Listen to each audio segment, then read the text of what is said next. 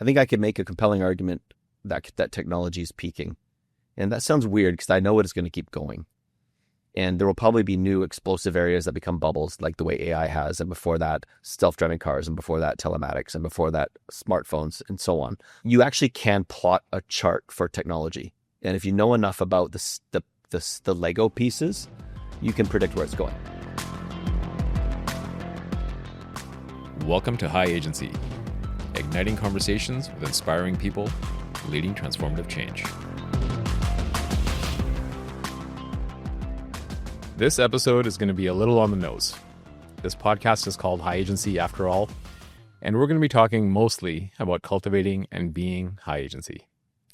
High agency means taking initiative and responsibility to shape your own life and circumstances, rather than passively accepting them.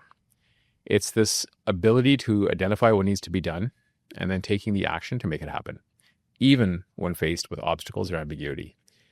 It's the idea that life is something you create. It's not something that happens to you. And guess what? Founders tend to have high agency. Not all, but almost all. And people that are high agency are 2.6 times more likely to start multiple companies, regardless of whether the first venture succeeds or fails. And it's not about avoiding failure. In fact, today's guest nearly ran out of money multiple times, building 5 different companies. It's about seeing the opportunity where others see obstacles, despite the potential downsides. And it was during a trip to Indonesia, while others might have been complaining about dangerous, gas-guzzling motorcycles that were choking the streets, Jay Giraud envisioned something different: intelligent electric machines that could transform how billions move through the world. And that observation sparked Damon Motorcycles, his quest to revolutionize an industry that kills more people annually than malaria.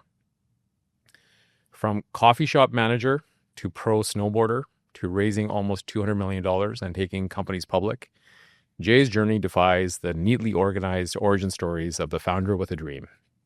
And we're going to explore how adversity forges entrepreneurs, why so many startups fail by solving the wrong problems, and what it really means to have the audacity to do the opposite of what's expected. So please welcome serial entrepreneur, inventor, and high agency poster child, Jay Giraud. Jay, welcome. Thank you. It's good to be here. No, I'm really happy to have you here. You had a pretty fascinating life, I think. We're going to get into it. But I want to start with the early life, because I feel like that's always a good place to learn what somebody's about, what motivates them, what their drivers were. And you built multiple companies, you raised a lot of capital, and you mentioned earlier when we were kind of chatting before this podcast that you're finding yourself on this sort of transitional path and you're looking to potentially launch in multiple different directions. But I want to start from like the first direction of Jay Giraud, young guy, just entering the world, trying to make things happen. And I want to maybe even start from your first job. You mentioned you were a coffee shop manager. And was that the first job? What came before? Where did Jay grow up?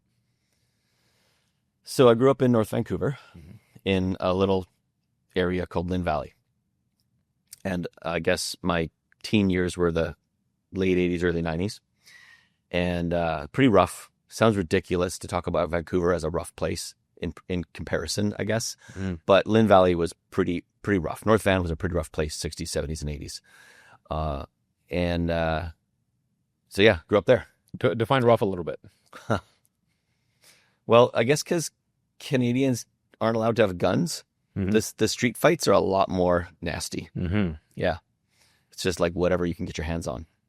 So that kind of rough. Wow. Okay. Yeah. Yeah, that's I don't think we have many of those associations with North Vancouver these days. No, not at all. So different place. Yeah, I prepared my kids, who are now both teenagers, for like high school, and they're like, "What are you talking about?" And they cannot relate. There's no bullying anymore. Like they've gotten rid of bullying in high schools, which blows my mind. For the most part, yeah. I'm sure it still happens now and then. Let alone street fights and incredible amounts of drug use and loose kids all over the streets with no parents and all of that I grew up with. So yeah, it was pretty rough. Yeah, I mean, my neighborhood wasn't that rough, but I think there was, we're from the same generation. I think there was appreciation for being a little bit more like feral, I guess, in those years. Yeah, it's good to be feral. Yeah, and You learn a lot about yourself. That doesn't exist as much. You don't get to be feral when you're being helicoptered. So as a a feral child in North Vancouver, going into your teens, you found yourself managing a coffee shop at one point. Yeah. Well, I mean, I guess I was hungry for freedom and independence from a pretty young age. Mm-hmm. So I was, delivering newspapers, several newspaper routes, and I was 7, 8, 9, 10, 11, 12 years old. In the middle of like grade 10, I had 3 part-time jobs during high school in grade 10.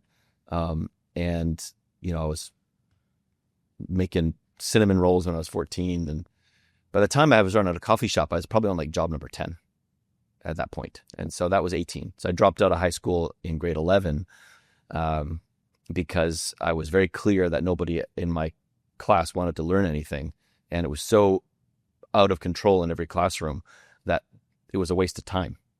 And I will fight that point tooth and nail today, as I did at 17 years old, that it was no point being in high school because there was nothing to learn when nobody was calm and quiet and the teachers had no control.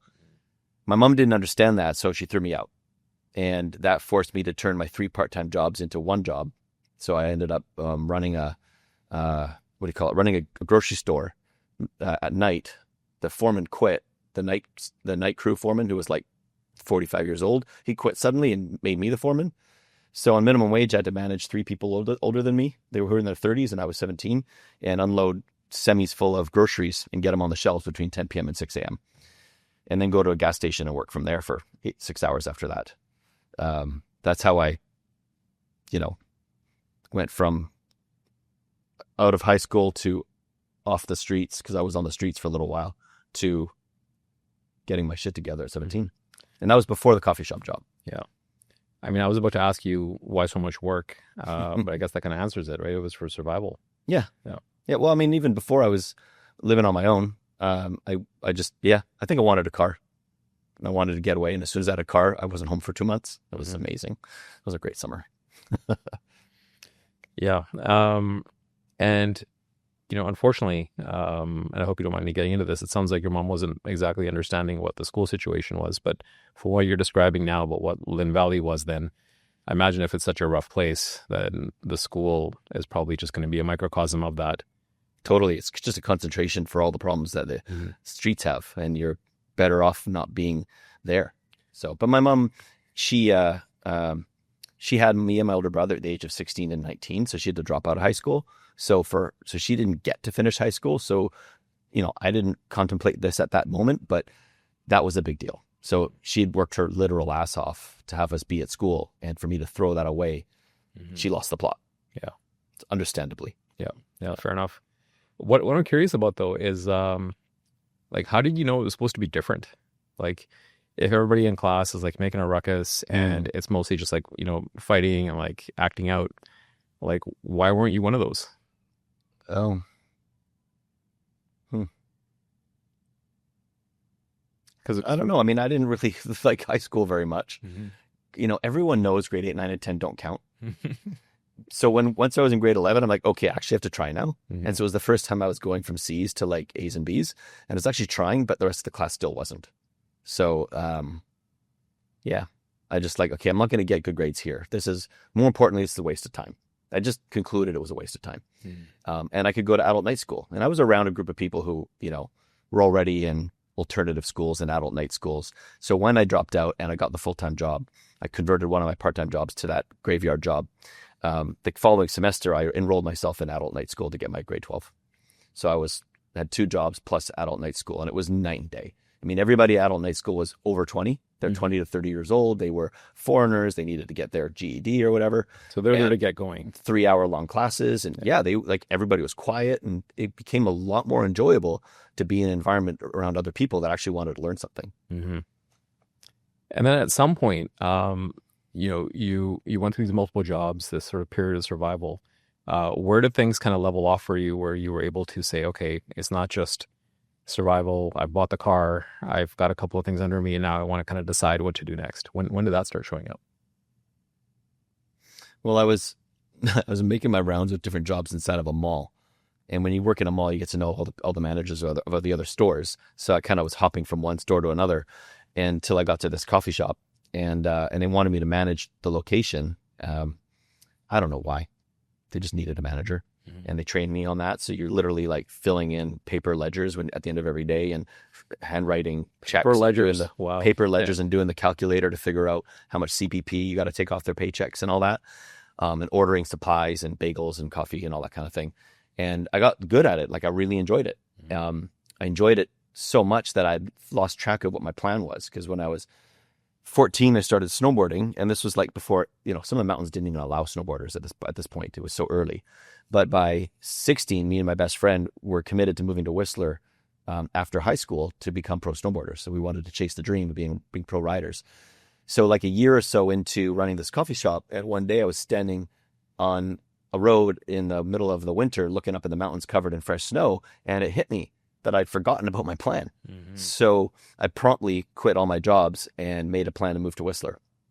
And I got hired at Starbucks and moved from managing the coffee shop to taking that experience to Starbucks, because they had a location in Whistler. This is the early 90s, or mid 90s. So Starbucks wasn't a giant thing yet. Yeah. But I thought, I bet I could get transferred, and that way just have a soft landing in Whistler. So I did that. And the pro snowboarding, even before then, though, there was some recognition, because I don't think maybe there's just too much humility here, Jay. But when you're like, oh, I don't know, they just needed a manager. I mean, they obviously saw something in you. Yeah, but I was 18. Yeah, fair enough. Yeah, and you know what? It's probably because I'd already been managing a crew of adults at the grocery store. So I had some management experience, I guess, at that point. Yeah. And then at some point, though, somebody recognized something in the young Jay Giraud and said, we want to send this guy to Anthony Robbins. Oh, yeah, that's right. Yeah, that coffee shop chain, they were called Roastmasters. And there's still one in North Vancouver, one of the very first. And they wanted to rival Starbucks, and they were roasting organic coffee on site, which I loved. We were air roasting organic coffee. That was the differentiator. Starbucks wasn't giant yet. Like I said, it was big, but it wasn't giant. And so this guy really just wanted to train me for some reason. He kind of like had a thing for self-development, and that was kind of a newfangled thing in the mid-90s. And Anthony Robbins was young, getting big. And he sent me to this 3-day course here at BC Place, with Anthony Robbins, and walking over coals and all that kind of shit, hot coals. And yeah, so I did that. And he also put me to like this memory seminar, and he was paying for me to go to these things. I mean, the reason why I focus in on that is because, I think these are kind of odd business decisions, right? When you have a small coffee shop and you have an 18-year-old running the place. Yeah. I mean, that seems to be weird. A lot of like... I didn't think it was weird then. I was just cool with it. Yeah. Yeah. I think somebody's taking an interest, so hold it. Yeah. But that's a lot of investment into professional development for that. Yeah, it was like, that role. I think it was like $3,000 that Tony Robbins thing at the time. It wasn't cheap. It was more than I was being paid. Like a lot more. So, yeah. And did any of that experience factor into you looking up the mountain one day and being like, "Oh shit, I forgot about this, and I wanna get back on the mountain"?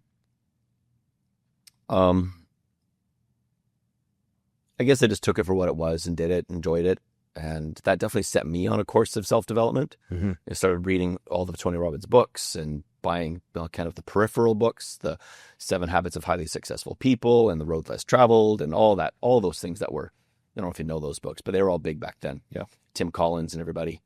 And so I was kind of gobbling those up as I was now chasing my dream in Whistler, to be a pro rider, to get sponsors. When I applied to Whistler Blackcomb, it was Blackcomb at the time, to the snowboard school manager, I told him I wanted to compete in the Olympics, and the Olympics was still forthcoming, the very first Olympics. And I'd also taken actually kind of designed the snowboard freestyle coaching program in Canada with Cassie, which was the organization in Canada. So me and the guy that ran Cassie designed the first freestyle snowboard coaching program, which goes beyond like the level 2 instruction. And so I kind of told the snowboard instructor that, and instead of being put on the bottom teaching beginners, he put me on the top coaching freestyle snowboard youth. And so for the next 3 years on weekends, instead of, dealing with people falling on the bunny hill, we were all over British Columbia doing competitions and, in the backcountry and building jumps and, sessioning in the half pipe, and I got paid to ride. So that was pretty awesome. And then why'd you stop? I mean, it sounds like a huge passion area. Yeah. from about 20 to 26, 27. So I amassed, at my peak, I amassed 11 sponsors, started making some money in, getting on the cover of magazines and into videos, and that kind of media coverage is kind of how we paid for our way. And they pay for me to go to some trips, some flight costs and all that kind of thing. And I was kind of known as the cat among people in Whistler, because if you throw a cat in the air and it looks bad, they're scrambling and everything, they still somehow land on their feet.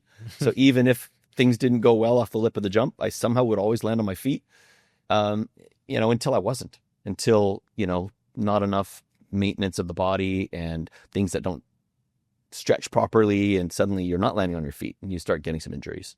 And those injuries started to compound. So by 26, 27, it was, not like I had a peak of about 2.5 years, 3 years.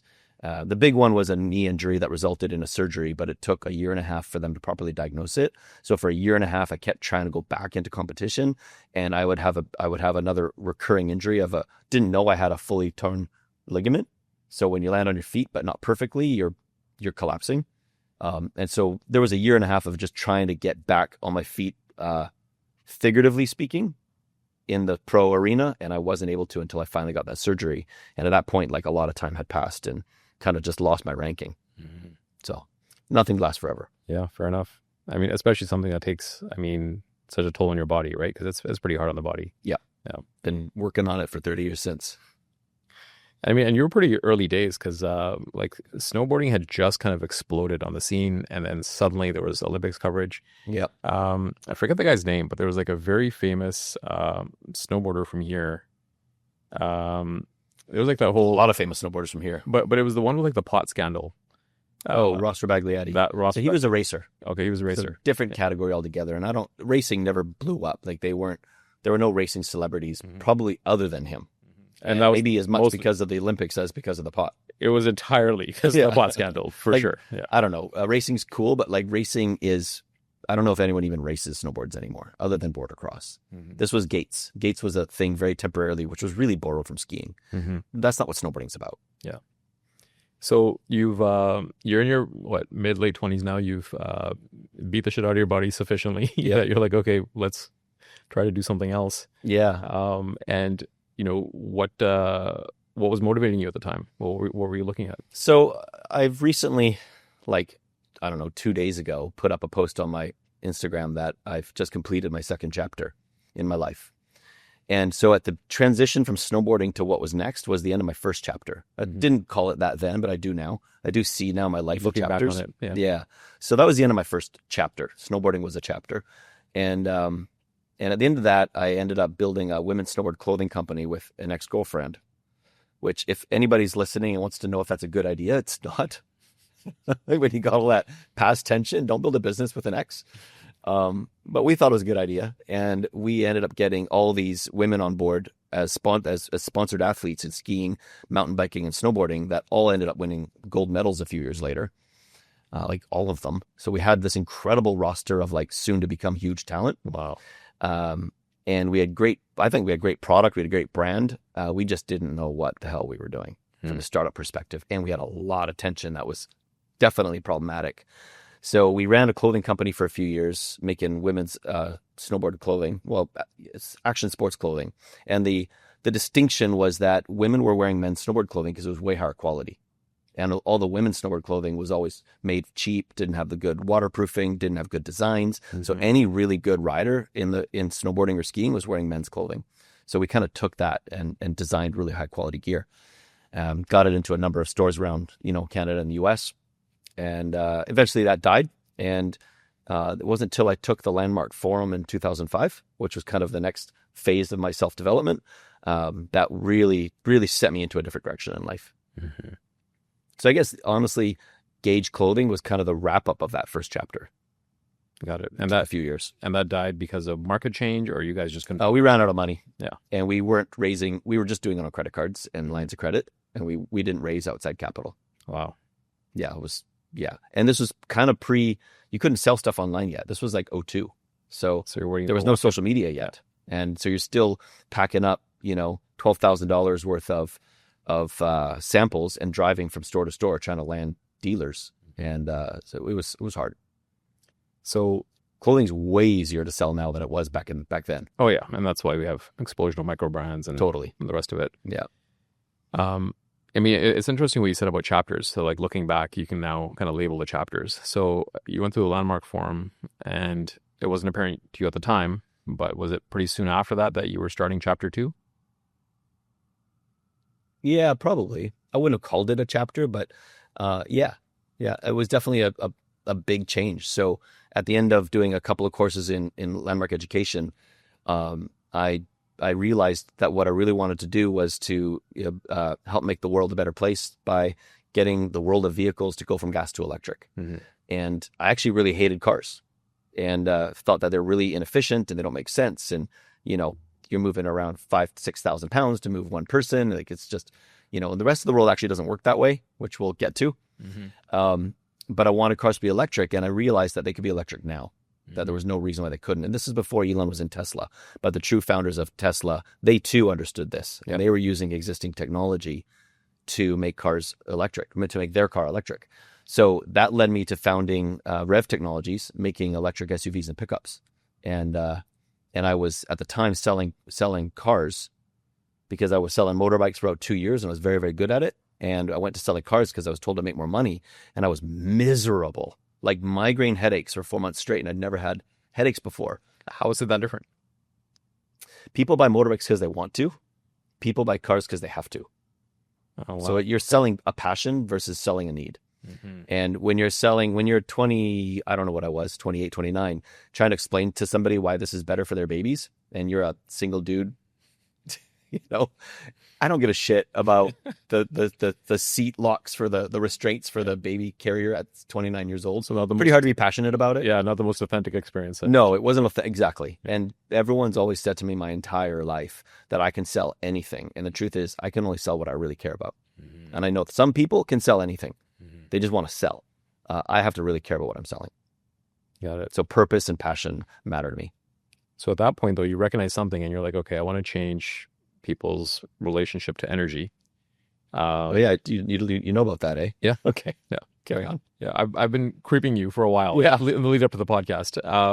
And so, but it's interesting that you recognize it at that point because, like, there's still a debate in some circles around, EV or internal combustion engine. There's a lot of debate still. Yeah. And, I was watching this interview with Rory Sutherland from Ogilvy, and he had this amazing way of kind of a thought experiment of kind of breaking that analysis and breaking that debate. Because he said, if one had been introduced before the other, how would you sell the other? Right? So we have EVs and now, we have internal combustion engine, and we're trying to sell EVs, and we're debating the validity of EVs. He's like, what if EVs had come first? Mm-hmm. And somebody came along and said, that really clean thing that you drive that accelerates fast and moves well and does all these other things? Well, we want to replace it with this thing that is going to be, churning out pollution, requires hundreds more moving parts and maintenance. So we have to set up supply chains and massive industries to just even maintain this thing and keep it going. It's going to provide a worse driving. Anyways, he was listed everything off. That's pretty funny. Yeah. And he's like, would you be able to sell it? And it was like, actually, you wouldn't. Right. So the only thing. But you get to tinker on it and build it yourself and change it and mod it your own way. Mm-hmm. I mean, it would probably be a niche thing. It would be a very niche thing for people that want to still tinker. And that's what it will be. Yeah. I mean, you could still buy records, mm-hmm. right? But it's a niche thing now. Very niche. It was mainstream. Now it's niche. Yeah. So I actually have concluded with technology, and I find this pretty interesting. A lot, maybe not all technology, but a lot of technology never really dies. Mm-hmm. It just finds a place to continue to live in a niche. Mm-hmm. Like, okay, the horse-drawn plow is gone. Well, maybe not. Probably farms that still use the horse-drawn plow, to be honest. Mm-hmm. But nothing really ever dies. It just kind of carries on in another place. Yeah. And so the only thing that internal combustion engines really have going for them beyond that is that they're the incumbent, right? Right. And then incumbents are very hard to displace. Yeah. But you decided to try. Yeah. Yeah. Naivety goes a long way. Like it really does. I just spent an hour before this with a founder with a business in the mobility space, a hardware company. And he comes from urban planning, which was actually fascinating because whenever you meet a startup or a founder, if they don't have a compelling why and a compelling why now and a unique insight that really explains the business that they're in, it's sure to die. But this person has no founder experience, no startup experience, no fundraising experience. He comes from urban planning, which is, bureaucratic and governmental and structured, and, you check out at 4:30. Like, this does not jive to the makeup of a founder. Yet he's got a compelling thing that he has unique perspective on, which is the way cities are made, and he's created a product that solves the problem of movement within cities. So I think he's actually got a really hot thing that could be really successful. So, but he's got the why and the why now. Yeah. And so, but he's got all the naivety is what I'm getting at. Yeah. And that naivety allows him to move forward. If he knew what I know, if he knew if he could experience what I've experienced, I don't think he'd want to start a startup. There's a curse of knowledge that I think enters in when you have too much information sometimes, right? Totally. Or too much scar tissue. Yeah. I mean, we've had conversations on this couch as well where many people say, if they knew everything, if they actually knew the landscape, they probably wouldn't even start because it's so overwhelming to know all that. Young, naive men sign up to go to the army all the time. Veterans don't. Wow. Yeah. Naivety. Right? Like, it's no veteran wants to go back into the army because they know what it's like. And they're like, oh my God, I don't want to do that. Yeah. I think startup life is brutal. And if you knew how much you'd sacrifice and give up, it would not have any allure. So naivety is a beautiful thing. It allows us to go after big dreams. So how much of that naivety factored into like Rev or entire? Yeah. You have an idea. So at some point between Gauge Clothing and Rev Technologies, I'd had so many business ideas and startup ideas, and I'd seen quite a few of them come to life somewhere else in the world and be very successful. You get so sick and tired of kicking yourself for not chasing your own idea. Then I realized that if you get an inspired idea and you feel it, when it's an inspired idea because you get excited, you start telling everybody, and then it starts to sound crazy and it kind of fizzles out, or you get intimidated by it, or you don't know where to start. So these ideas kind of die off in our minds. But if you get the idea, it was given to you for a reason. And I don't know what you believe in or where your faith comes from, but it comes from something, and it was given to you, and it becomes your responsibility to bring that idea forth into the world. So, what I'd have preferred to get a B2B SaaS idea, totally be a lot easier than building an electric vehicle company in Vancouver of all places. But that was my idea, and so I had to pursue it. And how'd that go? Good until it went bad. All right. So it didn't really go bad. It just, I didn't ever raise venture capital for it, but we got our first customer in 4 months, which was the province of BC, converting Priuses to plug-in hybrid with a drive system that we purchased, but we still had to engineer it to fit in the Prius. That was crazy. I didn't appreciate then how amazing that was to be in revenue in 4 months in an EV business. With a government contract. That's incredible. With a government contract. And that led to a BC Hydro contract right after that, which led to a Burlington Hydro contract in Ontario, which anyway. And with that capital, I was able to immediately turn it over and invest in the development of some Ford Rangers and Ford Escape that were totally electric with our own proprietary drive system that we developed that retrofitted the gas engine and transmission of an existing Ford vehicle. So we did Ranger and F-150 and an Escape as prototypes, and we actually commercialized the Escape, which was an SUV. Should have been a pickup, but anyway, and found military and municipal and utility customers in the U.S.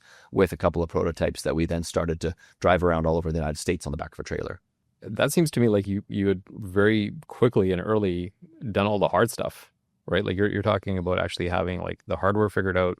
You've got government contracts going. You've got revenue figured out.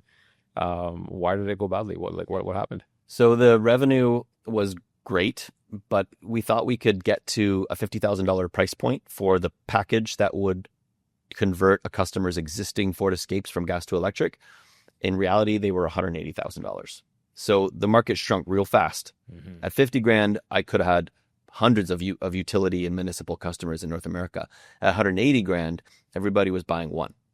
Not everybody. A few were buying one. City of Santa Monica, Burlington Hydro, the DOD. It was more as like a conceptual storytelling thing. Well, they were using them as proof that they were doing something green. Yeah. So there were greenwashing, and there was real intent. I think if they were more affordable, they'd want more than one. But they had all these, few higher income municipalities and utility companies were able to buy one and integrate it into their utility infrastructure, test time of day charging, test load, things that they were predicting were going to be major problems if suddenly a whole bunch of EVs hit the markets, which took way longer than they thought. But that was the reason to buy one or to buy four in the case of the DoD. But that was not scalable. There's nothing scalable about that. And the drive system worked, but it didn't work great. Yeah. We needed tens of thousands of miles of data, probably hundreds of thousands of miles of data to work out all the bugs in the inverter and in the throttle mapping and these kinds of things that made it a reliable enough vehicle for people to buy tens or hundreds. So what we were doing was really in effect just not scalable. Yeah. And pretty small customer base when people are only just buying them for the concept, right? Yeah. $180,000. Yeah. Yeah. And so when and how did you decide to let it go? When did you say, okay, we've done the ride and not viable? Yeah, well, a lot changed between 2008 and 2012. So gas prices went through the roof. In 2008, we had peak gas prices in North America, and that was really wind on our backs, which was great. But in 2012, natural gas prices fell 15x in March of 2012. And so the kind of customer, municipal or fleet customer, who would turn a vehicle from gas to electric, well, they had already done hundreds of vehicles from gas to natural gas.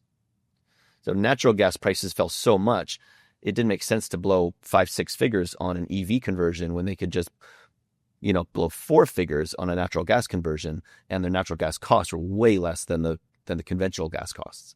So that kind of killed our market overnight.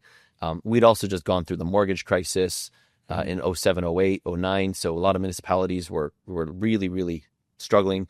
And it just was very clear to me this wasn't scalable. And by 2012, we had China, the USA, and some other European countries committed to 1 million EVs on the road from actual manufacturers. So, in 06, General Motors killed off the EV1. Maybe it was a little earlier than that. But by 2012, there were something like 300 EV companies, including Tesla, Fisker, and a whole bunch of companies that we all know have died now, and some that made it. So suddenly, converting cars from gas to electric just didn't make a lot of sense. Yeah, because all these companies were going to do it from the ground up. Exactly. Yeah, with billions of dollars. Yeah.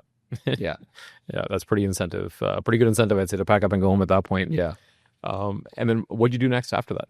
So at the time, we were also integrating our EVs. So we had 4 in an army base in Hawaii. We had 4 in a test bed with the Pentagon in the Detroit area in Michigan, and they were actually being used as mobile battery banks. So we could see on a cloud interface that we built, we could see the energy stored in all the vehicles and the available capacity, and we could feed that energy back into the market, into the wholesale power market, to balance supply and demand. So it's called vehicle to grid. And that required telematics connection that we developed. So we had a cloud, we had the telematics connection, and we wanted to scale that, which was going to be largely a software play. So we were hacking into Chevy Volts and Nissan Leafs, electric cars that were now available from dealers, and seeing how we could scale turning your car into a generator to back up your home or to absorb power from the roof. And that telematics platform, we then saw if your car in the driveway was internet connected, there's actually like 200 things you could do with that were valuable. And this is going to need a scalable platform where anybody could build an app for any car. And that led to me founding Mojio. So I pivoted Rev to Mojio. I carried the software component from Rev to Mojio. I gave all my shareholders in Rev free stock in Mojio. And 3 months after killing Rev, Mojio was born. Wow. Yeah, it was a crazy pivot. Now, isn't that the SaaS platform you wanted, though? Yeah, Mojio is a SaaS platform. It's a hardware-enabled SaaS platform. So Mojio now is in 9 countries around the world. Wow. And it's been running for 13 years. And are you still involved with Mojio? Or? No, I was the CEO, founder and CEO for about 5 years. Took it through to Series B, raised, 25-30 million for it, and got it into a couple of wireless carriers, and then brought Deutsche Telekom on as our Series A lead. We also brought in investment from Amazon and Microsoft and some incredible Bosch. And then T-Mobile came in as the first customer. Deutsche Telekom scaled it in 5 or 7 countries in Europe. It sounds like it was easy. Took 4 years to get product market fit and to get traction because there were so many things you could do with an internet connected vehicle that like, what's the beachhead use case? Yeah, actually, that was really, really hard to nail. Yeah. Yeah. I mean, hearing you describe it again, this is hindsight. You're listing off countries and names of like, massive like Fortune 500s. Yeah. We had so many. Yeah. And getting to that fit, it sounds like it was probably one of those, sounding like an overnight success story of Right. You're killing yourself for years, and then finally the thing clicks and it goes. Yeah. But once the company found its footing and started growing, you mentioned that you were CEO for 5 years. Why'd you move on from there? So Deutsche Telekom led the Series A, and they wanted to grow hard in Europe. They loved it. Like I pitched the board members and the CEO and chairman. Like, it was crazy that I got that opportunity.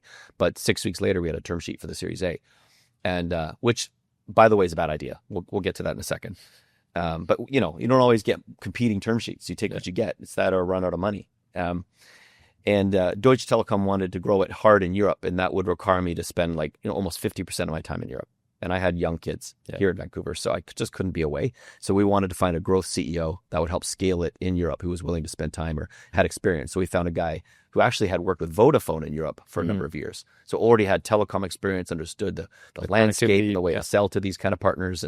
And so he was the perfect guy to grow the company. And why is a term sheet in 6 weeks? Why is that such a bad idea? No, there's nothing wrong with a term sheet in 6 weeks. But so if you're raising money you got financial investors. Financial investors' motive is to sell the company, right? Or take it public, right? To get a return.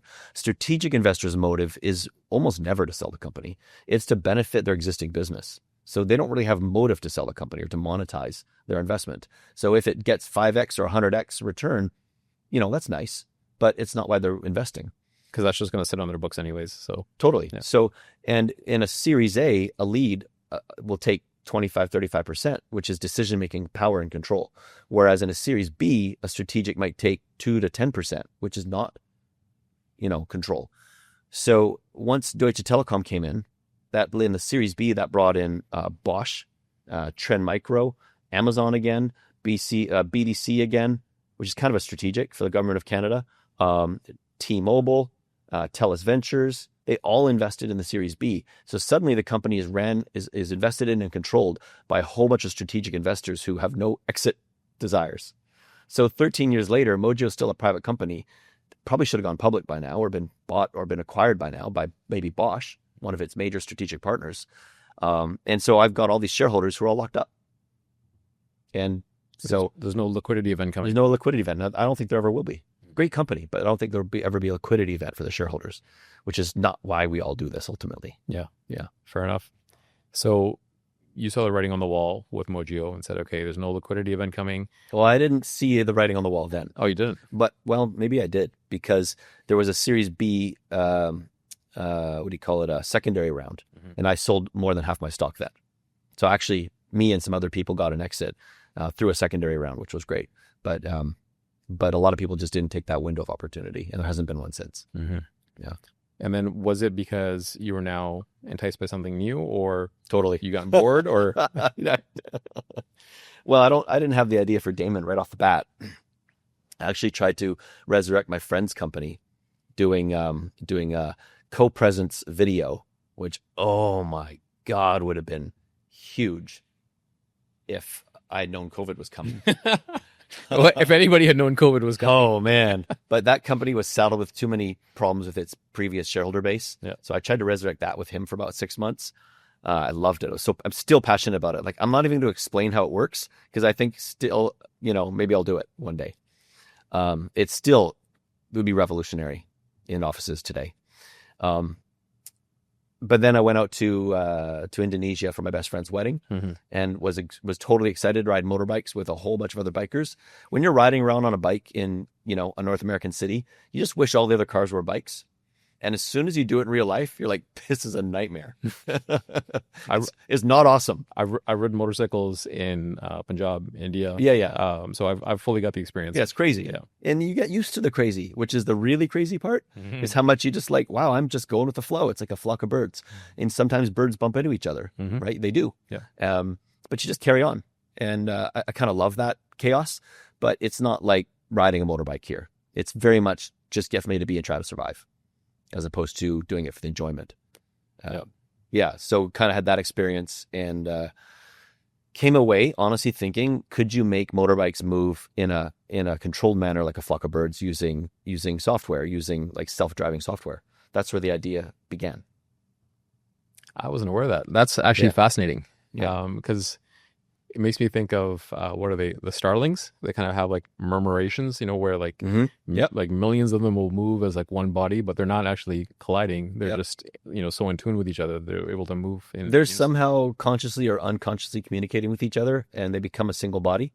And if you've ever been on a motorbike riding alone, and you suddenly catch up to say 5 other bikes, you don't know who they are, but you catch up to them and they're riding information, and suddenly you all move information, and it just happens. So it happens with humans too. Maybe there's other examples in some sport where you join with a group of other people doing that sport and you suddenly start to move like one unit without communicating with them. It happens, and it's a really cool feeling. And so I kind of thought, could we make vehicles do that? Like a coordinated convoy. So they're doing this with platoons of trucks now, autonomous trucks, but they're just in line. They're not moving like a flock. They're moving in line. Pretty linear. Yeah, it's pretty linear. Yeah. So, a lot simpler.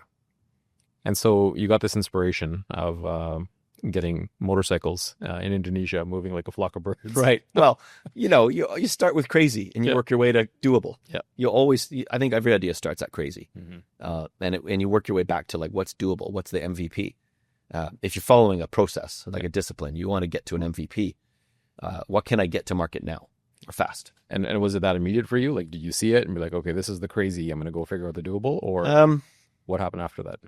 Well, you dabble in crazy for a while. You think about it, you process it, you do some research, and you start getting more and more ideas. And eventually, I was like, okay, so it's kind of like LiDAR, radars, and cameras are the tools here that we're going to need. Of course, we're going to need really fast processing. Is it edge? Is it on board? Is it localized? Is it cloud? How are you going to process that kind of data? What kind of data processing volume are you going to be required? How do you do it in damn near real time? Like, you need kind of 20 milliseconds tops. And the answer is lots of everything that you just said. Right. Yeah. The answer was so much more complex. And we didn't even have enough processing power that you could stick in the back of a car back then, let alone on a motorbike. So, crazy still sits in the world of crazy right now. And we concluded that cameras and radars were where it's at. But we played with LiDAR. So when we finally launched Damon, the first goal was to make motorcycling safer. And a lot of people have tried. And I would meet almost every investor would say, well, what about helmets? What about doing it in your helmet? What about yellow vests? What about I would love it if a thing beeped on my dashboard to let me know that motorbike is coming up behind me. Yeah, that shit doesn't work. And I could get into why. We actually did start by thinking we could resurrect Scully. Scully was a motorcycle helmet company out of Silicon Valley that had a little heads-up display with some built-in processing and stuff. And there's reasons why I believe it's still not appropriate to do it in a helmet. Heavy battery life problems. Like if you're running a safety system, you're going to change your riding behavior to adapt to that system. You can't have it work sometimes. So imagine driving a car where sometimes blind spot works in the car and sometimes it doesn't. You're glancing over at the mirror and you're like, okay, you're working right now, or did the battery die inside the mirror? Like you can't do that. If it's going to change your behavior, it has to work 1,000% of the time. Otherwise, it becomes intermittent. And so we concluded then to not do it in a helmet, had to be on board the vehicle. And by the time I was there with the fact that it had to be on board the vehicle, I had a pretty strong hunch from my previous 2 automotive companies that we would have to build the whole vehicle. There, on the technology end, it's fascinating though, because you mentioned LiDAR. Tesla famously made a engineering commitment to actually never use LiDAR. Yeah, which may have been a mistake at this point in hindsight. Yeah, but they didn't think so then. Yeah. LiDAR's come a long way. Cost has come way down. 4D LiDAR, the resolution is insane now. It was pretty bad in 2016 compared to now. But it still needs line of sight. So there's really nowhere to put LiDAR on a motorbike except on the top of the rider's helmet in order to have 360 line of sight. Or you've got disparate LiDAR front and back. Yeah. But yeah, bunch of reasons why LiDAR wouldn't have worked back then and probably still isn't the right solution for a motorbike now. So you started off with Damon being this like AI, incredibly data intensive safety system initially. And then that company kind of morphed and pivoted. Yeah. Like we spent, like no kidding, we spent 3 years trying to commercialize these prototype collision warning systems that we developed: forward collision, rearward collision warning, and blind spot, and camera in the back, camera in the front, radar front and back, and then processing on board. Even camera needed a fair bit of processing, but not a ton. And that we took to Honda, Yamaha, Suzuki, Ducati, a whole bunch of other, Hero. I met the chairman of Hero in India, presented it to them, saw the factory, dozen other motorbike companies, Royal Enfield, like the list goes on. And then nobody bit down into, like, we actually presented it on a track in Cantil, California at the proving grounds of Honda America for 3 days in 2018. And like, OEMs move slow. This was what I already knew. OEMs move incredibly slow. If you go elephant hunting, you're probably going to starve. And that's what happens to way too many companies who think that they can sell to a tier one in the auto industry or to an OEM. You're going to run out of money before you get a commercial contract. And that has happened far more times than it's been successful. So I was pretty clear that this was going to be futile, but you have to validate it and prove it. And you've got stakeholders who don't want you to build the whole vehicle because that's going to be super capital intensive. That's got its own risks. Yeah, that's a whole other company. Yeah, it's a whole other company. But long story short, by the end of 2018, we knew we had to make that pivot. And we spent 2019 building a prototype, and we brought it to CES in January 2020, and it exploded. Incredible. Until COVID came in 2 months later. Yeah, fair enough. So that explosion was short-lived. Yeah. 2 months. Yeah, we crawled on hands and knees, like almost having to suck gas out of somebody else's vehicle to fuel ours to get the prototype to California. Like at this point, nobody had gotten a salary for 3 months. Like none of our small engineering team, we were all working for free for 3 months to make it to CES in January 2020. On the hopes that we could launch our own crowdfunding campaign to get orders in on our own website. We thought about Indiegogo and all that. Concluded we needed the data to build, a successful recurring pre-order campaign on our website. So we did it internally on our own site, hacking Wi-Fi from CES to try to do live Instagram and live Facebook that we were unveiling this motorbike. The unveil was so popular on opening day of CES that we started to do the unveil 3 times a day for 4 days. We thought we were doing it once. We did it 3 times a day. We were live on Facebook and Instagram three times a day for 4 days. And at the end of the 4 days, we had $1 million in orders with like deposits. And we were in the BlackBerry booth because we were using their software as the backbone, the QNX software. But cool fluke, we were right beside the Honda booth. And every time we unveiled the motorbike, we showed it transforming, and we ripped the rear wheel, and people would get near it, and the handlebars would vibrate from the radars bouncing off their bodies. 200 people standing in the Honda booth would empty 3 times a day, and again it'd come around our booth. Yeah. It was super cool. Honda must have loved that. Yeah, they loved it. What we learned about it was all the show and tell concepts you see at CES, virtually never are they real. They're literally being faked in some way or another. And what was so exciting about our prototype, besides being the only motorbike there, was it was real. You showed up with you could see the wear on the tires. Like I'd ridden that bike all over Vancouver. Incredible. Yeah, it was cool.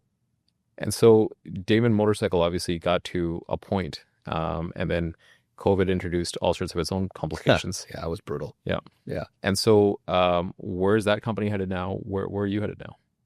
So Damon grew to, ended up raising $85 million for it, got over $100 million in orders, built up patent book of 40 patents across the end-to-end spectrum of the technology.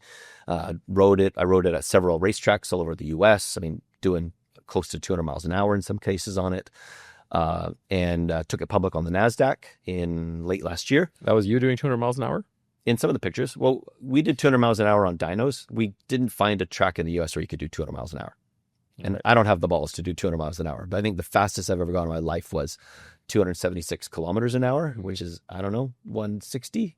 It's pretty fast. Well, 180? I don't know what it's fast. But I haven't broken 200 miles an hour myself. You need to be an incredible rider with an amazing braking ability, because at the end of a front straight is a very sharp corner.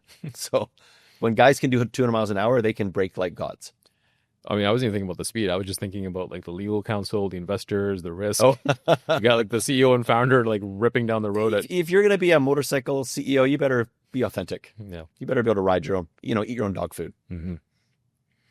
So you, so Damon grew to a point, and then you exited at some point. So Yep. Took it public on the NASDAQ, and now my co-founder is running the company, trying to push it down into more of an asset light model. They've got a few focuses on the software and getting into racing and eventually commercializing the vehicle, I guess. I think we encountered enormous challenges. We had a very short window where there was enough money to really build this properly. Mm-hmm. And I don't know, like 1,000 investor groups, big VCs, honestly said, I think you'd have an easier time raising money for a car company than a motorbike company. And there's a weird irony in that, because you need billions to build a car company, but everyone can understand the need for a car, like whether it's a self-driving car or whatever. Very, very few people understand the need for a motorbike. And so people say, okay, well, you should be raising your money out on the other side of the world where motorcycling is the norm, not driving.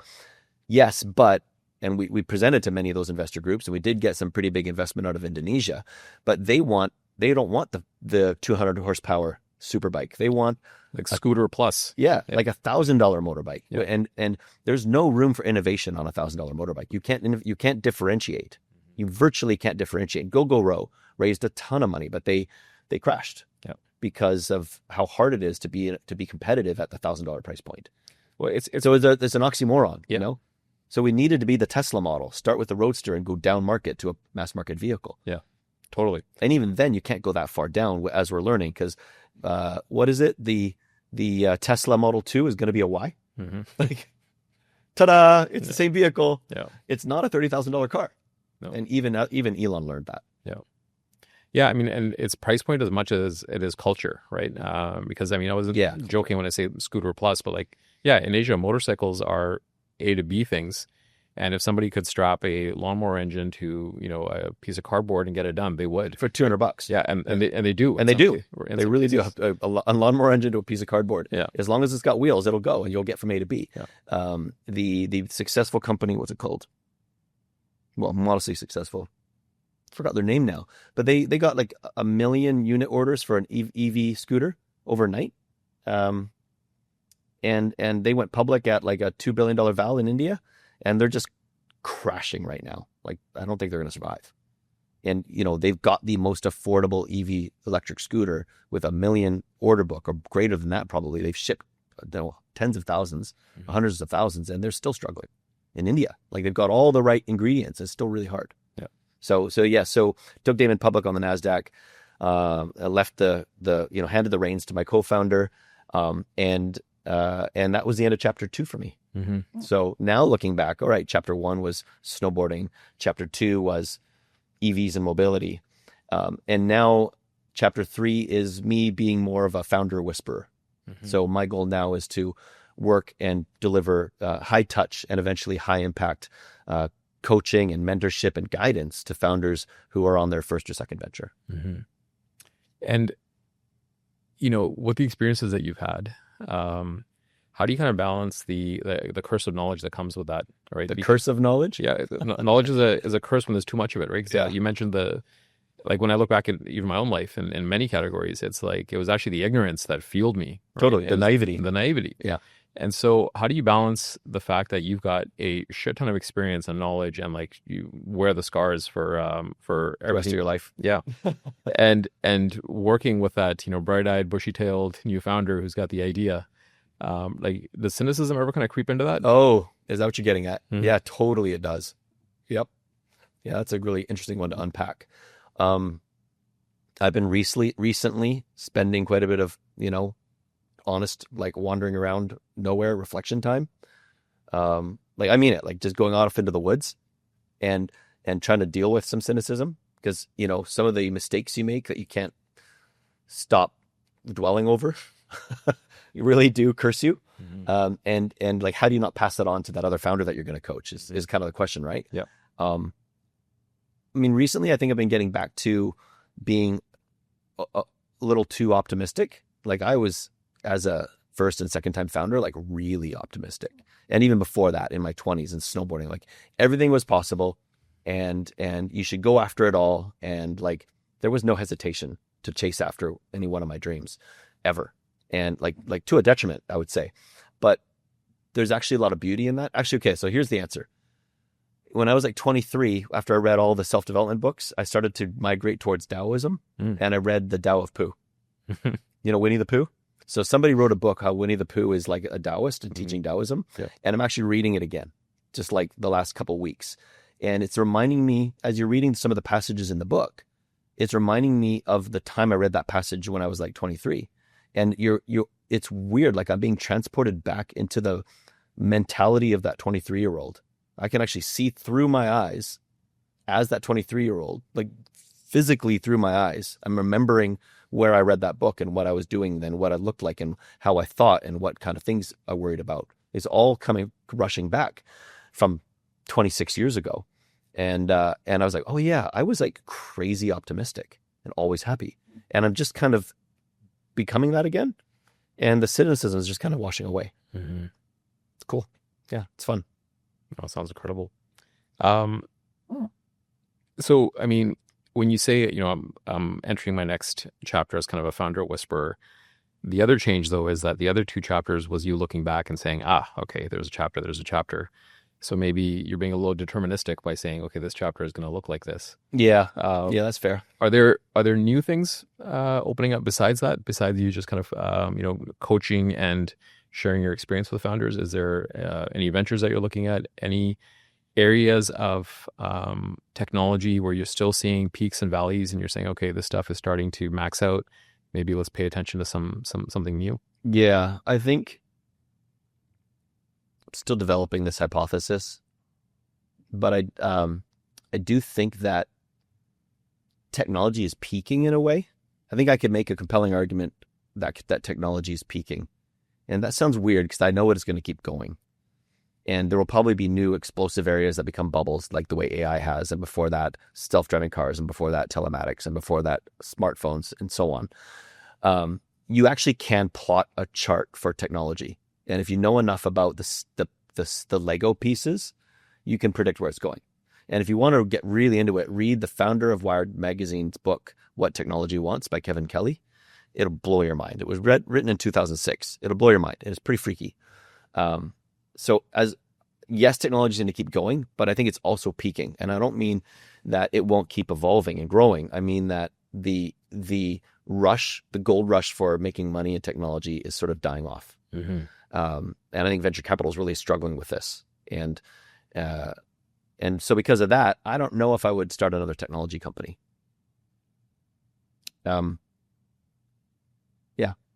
So we're looking at a drink company right now. Actually, that's another little side project, is building a non-alcoholic drink company. Mm-hmm. And I'm not going to unpack the details of that because I don't want to give it away. Yeah. But, that's nothing to do with technology. Yeah.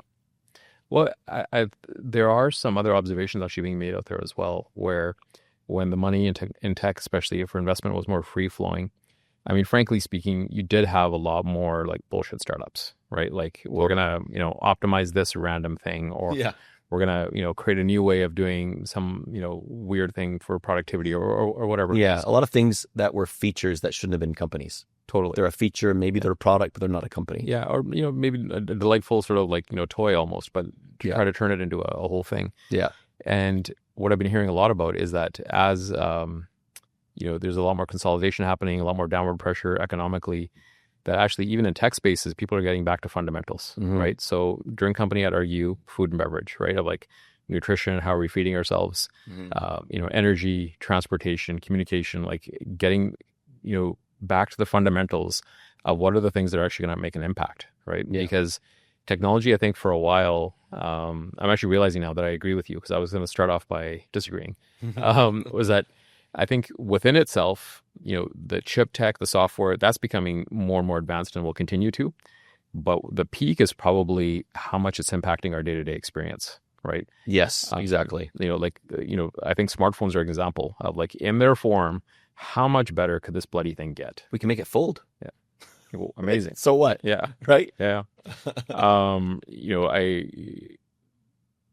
shudder to read the next camera spec. Like really, like how much 100 megapixels. Yeah. Like when I'm looking at this thing, how much better could it get? So on the impact to society, impact to life, I definitely feel that. I think there's peaks showing up for sure. Yeah. While within itself, the tech is getting more and more advanced. But I kind of appreciate the fact that, some amount of, I guess, like it's not fully austere. It's not fully, what's the word I'm looking for? Like it's not that there isn't capital free flowing, but there is enough restriction now that's pushing people to focus more on the fundamentals again, right? Yeah. And how much is it really going to benefit society? How needed is it really? That's the biggest mistake I think so many founders make, is they just don't fully understand the need they're solving, and that it's big enough. Yeah. And therefore, like, does it deserve to exist? Because lots of startups don't deserve to exist. So what would be, I'm coming to you as a startup founder. Okay. What would be your first thing that you would say to me, both either as advice or inspiration, as a startup founder with an idea? Man, that totally depends on what you're doing and what resources you've got. And yeah, like the gentleman I was just with for an hour before this meeting, he comes from urban planning. He's developing a product that moves things from A to B. And he's been able to develop prototypes on his own with some of his own money. He got to a point where he can't get a prototype good enough to put it in the hands of customers, so he needs to raise a bit of money. So that constraint there immediately defines his next step. Now, if he could get some product market fit with a prototype on his own, that would totally change his capital strategy, which would change the look of his cap table in the beginning, which would change how he develops his seed and Series A, might influence the desire for an early exit versus an IPO, which affects the timelines, which affects who he looks for first and second rounds of capital. Like, it all depends. Also the market he's in and what the competitors are like, how much he can leverage his position now to bring in that first capital or get the first customer. Like, if you can get customer before you get capital, oh my God, you should do that. You should kill yourself to try to do that. But you may not have the constraints to do that. So that would change my advice. Yeah. It's quite a complex beast of organic components that determine, the initial go-to-market strategy. And every one of them is just so different, which is actually probably why it's so fun and interesting all the time. What are you most excited about right now? My future. And, you said, oh, well, your third chapter may not be how you think it'll look. It never is. When I finished with Mojio, I didn't know I was going to be in the motorcycle industry. But when I don't know, it was like 2021 or something, and we had a working prototype, and I'm coming back from the racetrack in Southern California, and I look at my vision board from 2008, which was all about electric cars and making the world a greener place. There was an electric motorbike on it from a company called Vectrix, and it was just a bike I wanted. And then I looked, and then the Mission motorcycle that I was so horny for in 2012, 13, 14, 15, we acquired that company. We acquired the assets of Mission Motors. Like, you don't see how your future is going to unfold. You have a lighthouse out there, a beacon that you go towards. It's some murky idea. It's pretty nebulous, right? But you have to have a vision, and a vision's not crystal clear. It's murky and nebulous, but you go towards it and it unfolds. And I think oftentimes it's much bigger than you think it's going to be. And that's what's exciting. That's what I'm most excited about. Incredible. So Jay, whether it's to seek your advice and your experience or learn about what you're going to do next, where should people go if they want to learn more about Jay Giraud and what you're going to do next? Well, I'm going to start posting fairly prolifically on my Instagram at Jay Giraud and on LinkedIn and maybe on X. We'll see. I hate that platform. Instagram and LinkedIn mainly. Amazing. Yeah. Well, thanks for coming in, man. I really appreciate you spending the time with us. Yeah, it was a good conversation. Nice to be here. Thank you. Well, hopefully we've given you a lot to think about. That was High Agency. Like and subscribe, and we will see you next time.